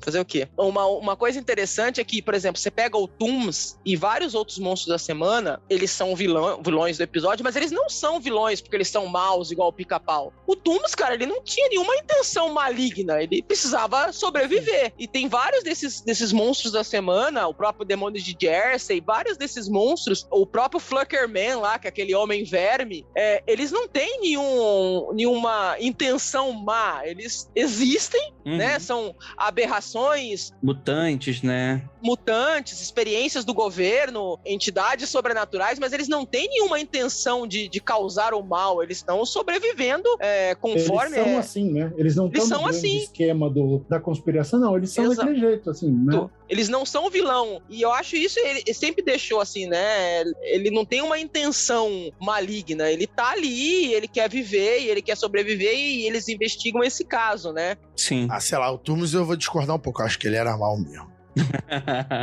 É bom contextualizar o Tooms, porque ele era um, vamos dizer, monstro mutante ou qualquer coisa, que ele hibernava por 30 anos, saía dessa hibernação, matava 5 vítimas pra pegar o fígado de cada uma. Ele é praticamente os olhos famintos, sabe? E voltava a hibernar. E isso só se deu porque cruzaram investigações com detetives que já tinham feito a mesma identificação por mortes parecidas com isso há 30 anos, aí descobriram que essas coisas acontecem há mais de 100 anos, né? E aí se dá toda a questão do Gene Tooms, que é um assassino que, tipo, ele mata dentro das residências do trabalho, onde tá tudo trancado por dentro, não tem acesso fácil, né? É tudo, tipo, frestas, buraco de chaminé, essas coisas. E fica a questão, como que o cara entra e mata e faz tudo que faz, né? É aí que tá, né? A única pessoa que vê, tem uma grande investigação em volta disso, e a única pessoa que sabe como resolver é o Mulder. Porque, né, ele tem aquela coisa... Porque ele é um gênio também, né? Ele é o melhor cara. Ele quer estar nos Arquivos X por causa do trauma, né? Porque ele suspeita de tudo, né? Mas, Andrei, tô sentindo que você tá com a implicância. Eu tô. Porque o seriado é sobre ele também. Se ele fosse um pedaço de cocô, um merda, não tinha seriado, Andrei. Que isso? Né? Se ele fosse só um cara burro, não tinha seriado. O Mulder, ele é tão desconfiado, cara, que teve... O Doggett mesmo, né, que foi o cara que, a grosso modo, substituiu ele, ele falou, cara, você vê conspiração até em piquenique de igreja. Aí ele fala, qual igreja? Qual igreja? Mas aí que aqui no Brasil eu falo a mesma coisa. Qual igreja você tá falando? Ó, nesse sentido, eu acho que tem 2 monstros da semana que são monstros que são maus, que é o da segunda temporada daquele episódio Irresistível, que é o Necrófilo, que vai atrás da Scully, que ele é um psicopata. E o model do episódio também da terceira temporada, o Puncher, que depois ele volta na 5ª temporada. São humanos, né? Eles têm algum fator sobrenatural, mas eles basicamente são humanos maus. Essas coisas de mais aberração, geralmente eles só querem sobreviver, né? Tipo aquele que é acho que o nome dele é Encanto, que é o cara que ele segrega uma enzima, que ele começa a sair com meninas mais gordinhas, porque ele segrega uma enzima e ele se alimenta da gordura dessas meninas. Sim. É bizarro esse episódio, é muito nojento esse episódio. É nojento, mas assim... Nojenta, né? A princípio ele tá querendo sobreviver, é como ele sobrevive, né? Isso eu acho que é uma coisa legal, né? Que esses monstros da semana, essas aberrações, elas querem viver, né? Elas não têm essa maldade. Vamos fazer uma camiseta, defendemos os monstros da semana, queremos que eles sobrevivam. Claro, o Fluckerman é lindo. Né? Olha lá. E teve uma coisa que o Monstro da Semana transcendeu o Arquivo X para várias séries, e uma série que soube usar muito bem isso, pelo menos nas primeiras temporadas, foi o Supernatural, né? O O primeiro arco de Supernatural é basicamente Arquivo X. A diferença é que eles caçam os bichos, você sabe que é de verdade. Né? Todo o lance do demônio de olhos amarelos é Arquivo X total. E aí o Chris Carter cria a série Millennium, né? Que tem todo um lance crianças, vocês não sabem, o mundo ia acabar quando virou de 99 para 2000. Tinha isso, tá? O mundo ia acabar. Tinha toda essa questão, mas em Millennium, o monstro da semana, às vezes tem uma questão religiosa, sobrenatural, mas ele é o ser humano mau, né? Não é o monstro da semana. Em Millennium é o psicopata da semana, né? Tem muito isso, aquela pegada Seven, né? Nas primeiras temporadas. Tem depois toda uma parte da conspiração do grupo Millennium, mas essa parte do ser humano mau, do monstro da semana mau, o Chris Carter jogou em Millennium, que é uma série que seria mais adulta, né? E que trataria desses temas mais da realidade, né? Das pessoas que fazem o mal pelo mal, por uma tendência. O Millennium investiga isso, né? O Frank Black, que é o herói de Millennium, ele investiga o mal, né? Ele pega isso. Então essa série irmã de Arquivo X foi onde os roteiristas jogaram toda essa questão do mal, do ser humano mal, da pessoa que quer causar um dano, que tem o prazer de causar um dano. Acontece toda em Millennium. E aí tem uma outra série irmã que é Os Pistoleiros Solitários, que é a parte da conspiração pura. Não falamos deles. E é fantástica. A série tem 13 episódios. O último a gente desconsidera. Na minha mente ele não aconteceu. Mas é uma série fantástica. É a série do nerd que tem o seu fanzine, né? Que é o seu jornalzinho. Os Pistoleiros Solitários, eles basicamente eram o Reddit, tá? O Mulder precisava achar alguma coisa. Ele ia no Reddit e perguntava pros nerds, e aí blá, blá, blá, blá, blá. E eles tinham teorias, informações sobre absolutamente tudo. Foi uma tentativa, né, de ter uma espécie de alívio cômico que funcionava. Eu até curti os caras, tanto que eles ganharam uma temporada de série, mas enfim, né, acharam que ia dar mais certo, mas eles funcionavam ali naquele ambiente. Mas era basicamente isso, não tinha internet, mas o Mulder queria falar com os doidos, ligava pra eles, e aí? Aí eles se encontravam, tá sabendo não sei o quê? Vai acontecer isso. Caralho. É um recurso muito interessante. É de fato um recurso muito interessante quando eles aparecem na série, né? Pela primeira vez, acho que é o terceiro ou quarto episódio. É o episódio do Glenn Morgan e do James Wong. Eles aparecem no EBE. Um dos pistoleiros, que é o Fronheim, é um dos produtores da série. Eles que eles queriam um cara assim meio esquisito, pegajoso. Aí falaram, mano, vem você aí que você é esquisito e pegajoso. Você vai ser o Fronheim. E eles são, nessas temporadas, eles são o contato do fã, né? Eles são o fã do Arquivo X dentro da série, né? Eles são o cara comum, é o cara comum que acredita no sobrenatural, que acredita em conspiração. Eles fazem esse papel, né? É meio que quase uma quebra da quarta parede. Ele é o fã do Arquivo X dentro da série. E o Fronheim ainda é apaixonado, né? Pela Scully, tem toda essa brincadeirinha. E é bem legal, cara.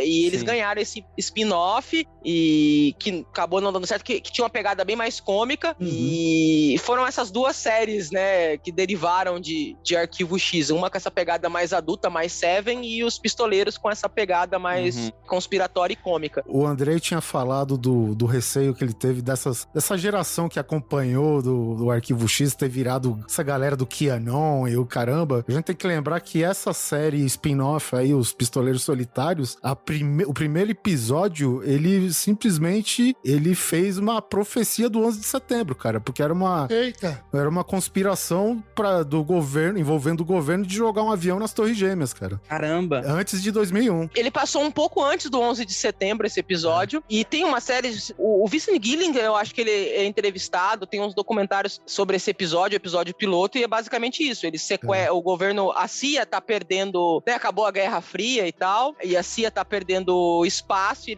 eles roubam um processador, tem uma cena estilo Missão Impossível, do Fronheim descendo e roubando esse processador, e ele, na verdade, ele serve para controlar um Boeing, no caso é um Boeing 727, e a ideia é jogar o Boeing nas Torres Gêmeas. E os pistoleiros acabam recuperando o controle, e esse episódio ele é exibido assim alguns meses antes do 11 de setembro. Tu tá de brincadeira. Cara, teve o escritor, o Joe Shiban, se não me engano, obviamente teve os extras no box de DVD dos pistoleiros, e eles entrevistaram depois, né, do pós o 11 de setembro, e o cara falou, cara, a gente busca recurso na imaginação de apresentar as coisas mais impossíveis pra galera, vem a realidade e dá um tapa na nossa cara. Opa! E ela tem feito isso desde então, né? Desde então. Pois é. Cada vez mais, inclusive. Só duas curiosidadezinhas. A gente fala muito das séries daquela época, né? A Marina tava falando dos spin-offs. Babylon 5 tava passando em 99, então teve um episódio que 2 agentes do FBI, são 2 agentes policiais alienígenas que são basicamente o Mulder e a Scully, vão para dentro da Babylon 5 para fazer um episódio policial, né? Então você legal. vê como a Arquivo X começou a alimentar muita coisa, né?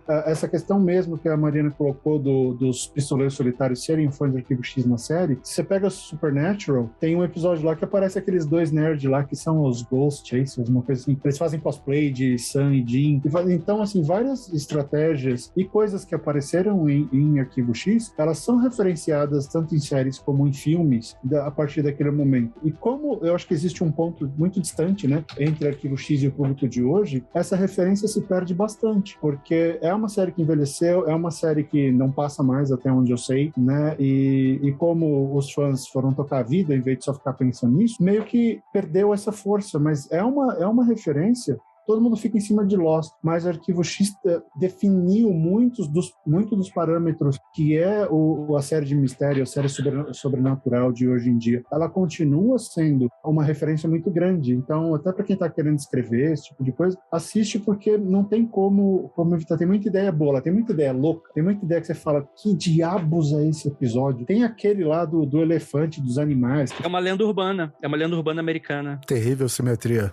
Tem aquele outro, como é que era? Tinha um de... Eles vão fazer...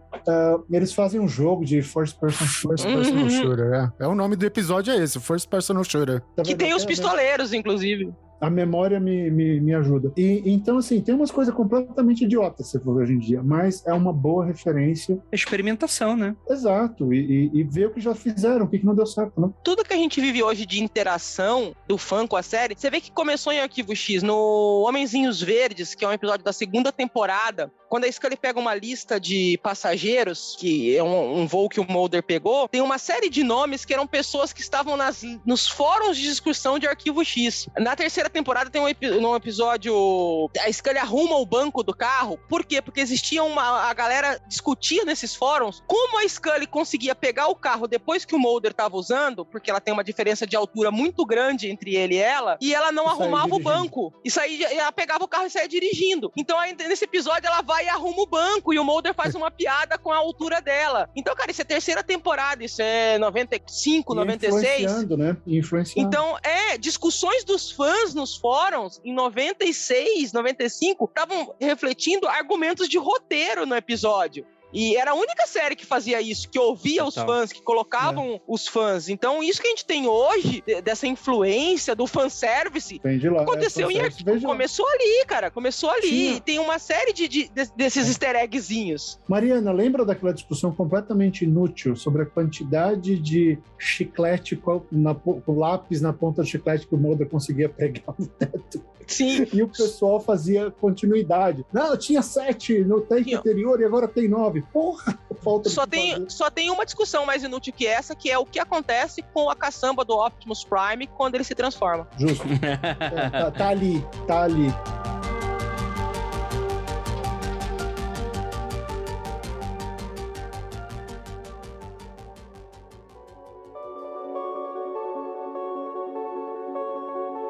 Gente, pra gente se encaminhar aqui pro encerramento, eu quero que vocês elejam o episódio favorito de vocês. Eu quero ver. É só 218 episódios, gente. Vocês conseguem. Não, eu vou direto. Eu já comentei ele aqui. O Eugene Toons, o primeiro do Toons, pra mim, marcou. Foi o primeiro contato. Eu morria de medo do desgraçado. Eu achei que foi muito criativo o fato como ele foi apresentado, como ele entrava nos lugares, como ele se manifestava.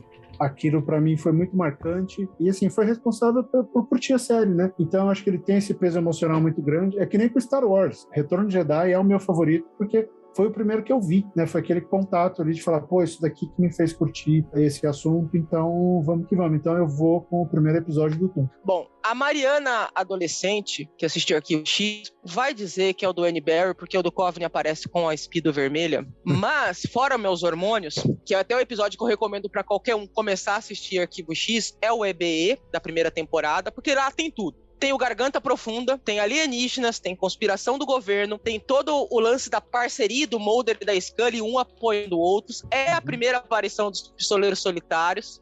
acho que até o episódio de entrada para Arquivo X, cara, vai assistir EBE, que tudo, a série tá condensada ali. Tudo de bom da série tá nesse episódio. E depois tem um desdobramento que mostra o que aconteceu depois, que o Canceroso tá ali, o Garganta Profunda, o pai do Mulder, eles matam aquele ET e tal. Mas ele tem tudo isso, né? Tem o Mulder fazendo aquelas experiências loucas, que ele pega 2 relógios, um contador Geiger, e fala de fogo-fato, e tem caminhões sem marca, sabe? Tem tudo, cara. Tem esse episódio, a essência de Arquivo X tá ali, né? Sobretudo gigantes com ombreiras maiores ainda, o cabelo da Julian tá bizarro. Então tem tudo, cara. Arquivo X tá ali, tecnologia da década de 90. Cara, tem um grampo de escuta da conspiração dentro de uma caneta. É assim, é um negócio...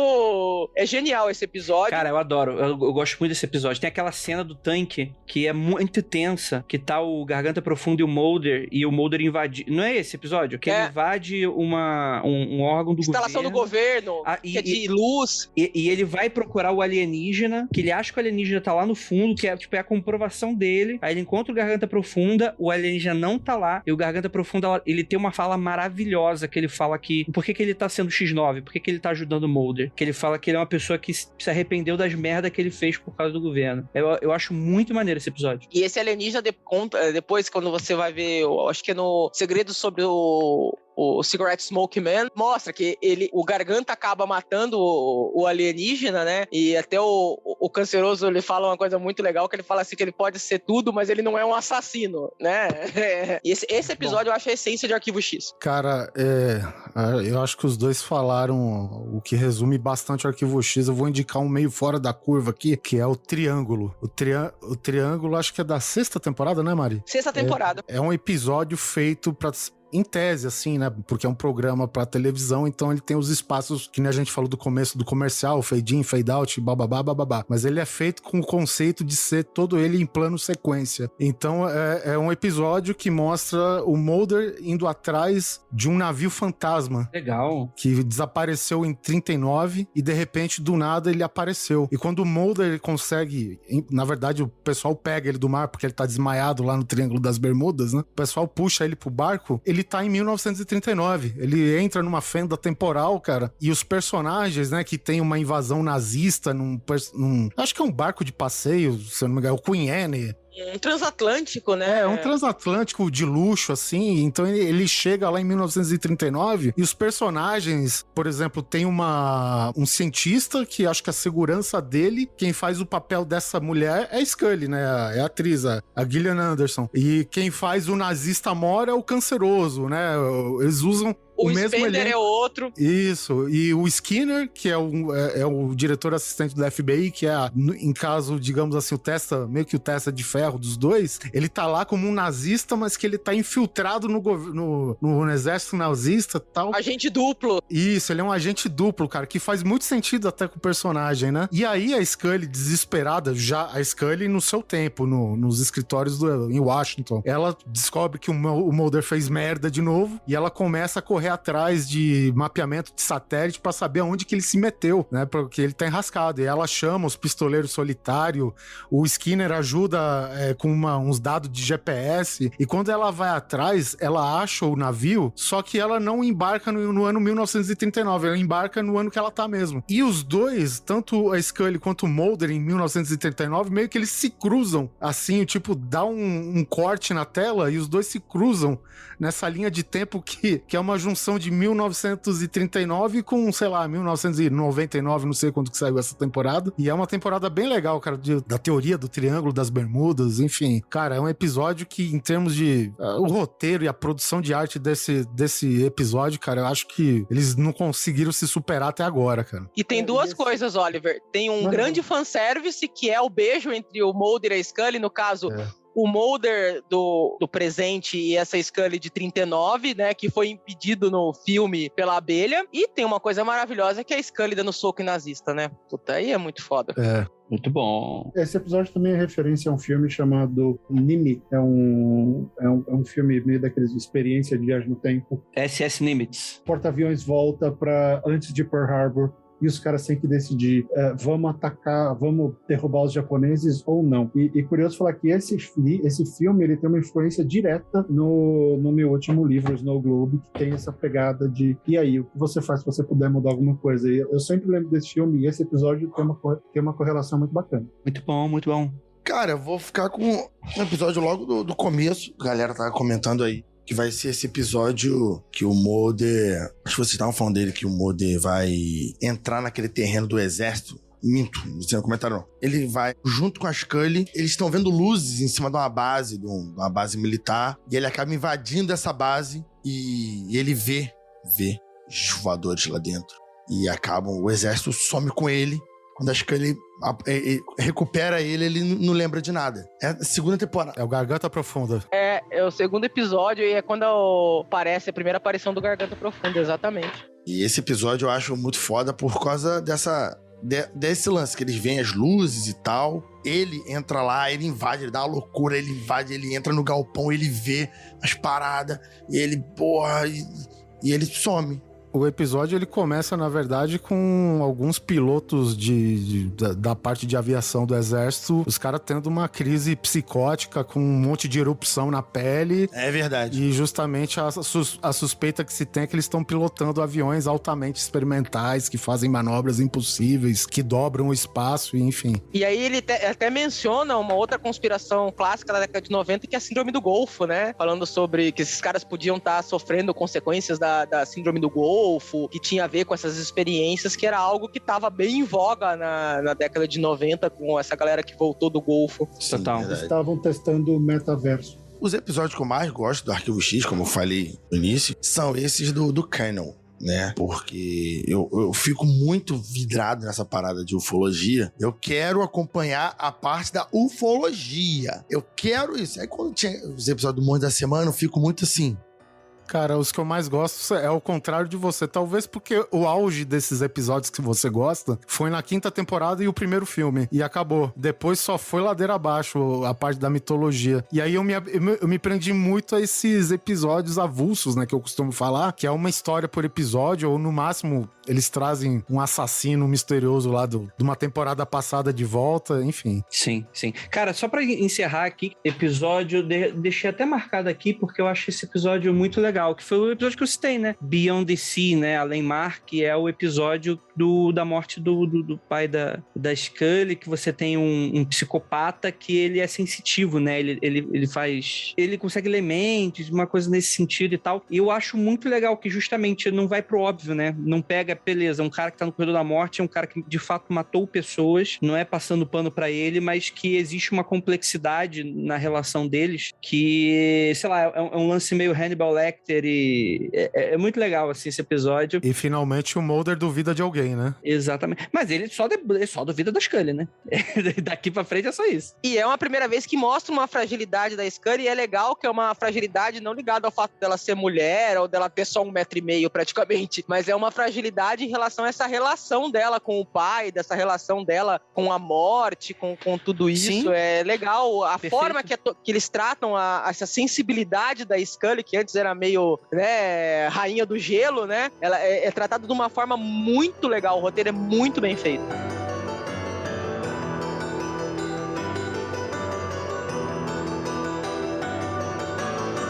É isso, gente. Cara, tem 1 milhão de episódios de Arquivo X. Não dá pra falar sobre tudo, né? Então, eu gostaria muito de agradecer a participação de vocês. Foi maravilhoso. Obrigado também aos ouvintes que ficaram até aqui. E vou deixar um espacinho pro Jabá. Fábio, onde é que o pessoal te encontra? Eu tô no Twitter, eu moro lá, inclusive. Fábio M. Barreto. Queria convidar todos para lerem o meu novo livro. Tá saindo agora pela AVEC Editora.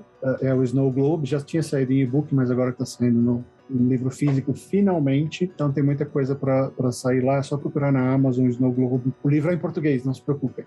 É que tem uma razão de ser esse título. Perfeito. Então é isso. E se você gosta de escrever, escuta lá o Gente que Escreve. Meu podcast tá no Spotify. Já tá tarde, a mente tá indo pro caralho. Então Obrigado a todos, Andrei. Finalmente participar aqui. Obrigado, Andrei. Obrigado, Jaca. Mariana, muito bom te ver. Oliver, prazerzão. Pessoal do Mundo Freak, espero que eu volte mais. Foi um prazer estar aqui relembrando as coisas de velho e relembrando Arquivo X. Perfeito. Show de bola. Oliver, não sei se você tá com algum outro trabalho na internet, mas você quer dar uma mensagem final pro nosso ouvinte?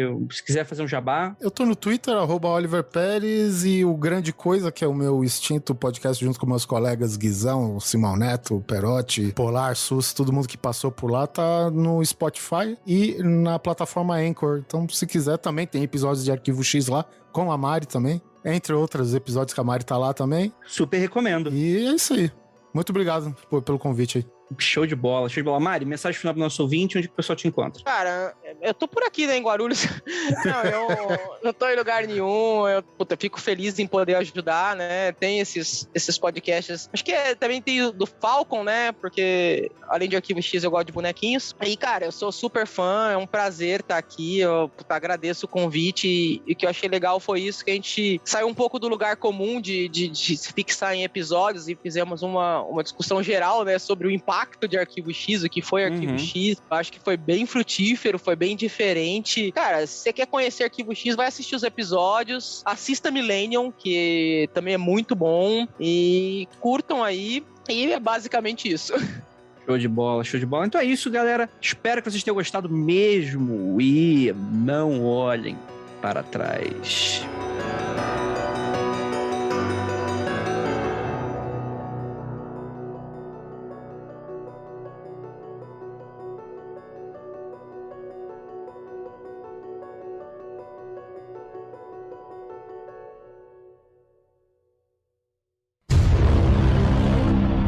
Arquivo X, Jaca, que não sei o que. Eu falei, cara, já vi, eu tô vendo pra gravar podcast. Pô, tem uns 6 meses. Tô vendo. A cara falou assim, porra, melhor série do mundo, que não sei o que. Eu falei, cara, é assim, eu poderia citar umas 10 séries que eu acho melhor. Porra, o cara começou a me ofender no chat. Toma no cu, que Believe é você. Que Believe é você, não é possível, que não sei o que. Aí meu moderador só bloqueou ele.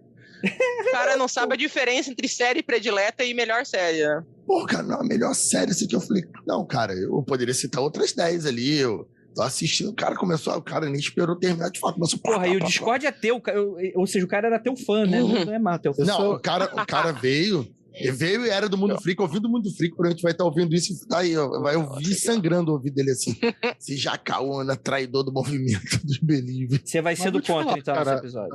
A melhor série que eu vi, deve ter melhores, eu imagino. Eu não vejo quanto o Arquivo X, por exemplo. Eu gosto para Breaking Bad, apesar que o escritor é o Vince Gilligan, né? Então, né, Mariana? Então, é o mesmo do Arquivo X, dá uma porrada de episódio, então, mas tudo bem. Mas ainda assim, tipo, acho o Breaking Bad uma série perfeita do começo ao fim, e Arquivo X não é, mas eu assisto mais Arquivo X. Né? Mas esse que é o lance, o Breaking Bad você ama de paixão, tal, não sei o que, mas tu vê 1 ou 2 vezes, tá bom, sabe? Porque, né? É uma história contínua, né? É uma história só, pra falar a verdade, então... Mas eu vou falar... É uma porrada.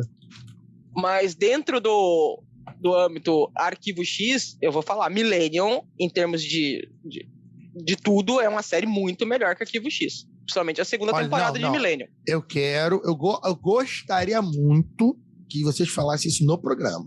Eu falo. Por quê? Porque aí vocês são tão fã que vocês têm roupa, boneco e já assistiu 45 vezes cada episódio. É só um terno, velho, não precisa de muito mais, não. Ela tem uma jaqueta do FBI, bicho. Você também tem. Aí, mas até aí eu tenho uma do CSI. Mariana, espero que vocês tenham gostado mesmo e não olhem para trás, porque vai ter o maior terror de todos. O Mulder tendo razão em alguma coisa na vida dele, daquele safado. De cueca. Pô, aí tá legal. Aí já gostei. Ai, meu Deus, mas nossa, eu passei a gostar do Mulder no Californication. Eu não sou tão fã dele no Arquivo X, não. Eu realmente tenho um ranço muito grande do Mulder. Não, em Californication é cueca preta, é mais legal ainda. Não, sinceramente, Tá, o Mulder é um cuzão, cara. O Mulder é muito cuzão. Você sabe que eu nunca fui shipper, eu nunca fui fã, mas aí depois mais velho eu paro e olho assim e falo assim, não, cara, é isso que ele queria dar pra ele. Porque assim, não tem justificativa pra você aguentar. Tem que ter alguma coisa porque... que liga. Tem, é sexo, cara. Não tem, cara. Não tem o que justifique. Porque assim, cara, no terceiro episódio era pra falar assim, mano, vai se fuder, cara. Segue sua vida aí, eu sigo a minha. Porque o Mulder é muito cuzão. Cara, vocês assistiram essa última temporada de 2018? Cara, eu assisti alguns episódios, mas eu não fui até o final. Cara, tem um episódio... Eu confesso, só fui ver esse ano, porque eu desanimei muito com a 10ª. Mas, de novo, os episódios avulsos, cara. Tem uma que aparece um cara que ele fala pro Mulder que estão querendo apagar ele da existência. Caralho, bicho. Caralho, aí ele começa a dar os argumentos dele que ele começou a vasculhar a casa dele atrás de velharia e ele viu um livrinho quando ele lia criança que era do ursinho Weasel, mas... o do Mandela, né? O ele efeito sabe Mandela. que o efeito Mandela, mas ele sabe que o ursinho não era Weasel, era Diesel e não sei o quê, e que as coisas têm alguma mudança sutil que estão tentando apagar ele, né? Aí, tipo, conforme o episódio vai evoluindo, ele faz... Cara, é que você não tá lembrado, mas eu fui seu parceiro no Arquivo X. Aí, cara, corta, né, o fade-in lá do comercial, quando volta a introdução do Arquivo X em a capela. Com o cara, mano. E os caras montaram esse fulano aí na abertura do Arquivo X. E aí os caras fizeram algumas aparições deles desse cara nos episódios clássicos, cara. Que legal, mano. Que irado. Nossa, velho. Não, é louco. Esses de comédia do Arquivo X, cara, é prato cheio, cara. Muito bom. Ô, Oliver, você assistiu essa última temporada, então você percebeu qual foi o episódio predileto do Pedro, né? Puta, do Pedro. O que toca California Sun do Ramones. Ah, sim, porra. Tem dois que começam com punk rock, na verdade, né? Mas esse com California Sun foi o sucesso aqui em casa. Show de bola. Gente, eu deixei aqui no chat, Oliver, para você jogar os teus arquivinhos. mundofreak.com.br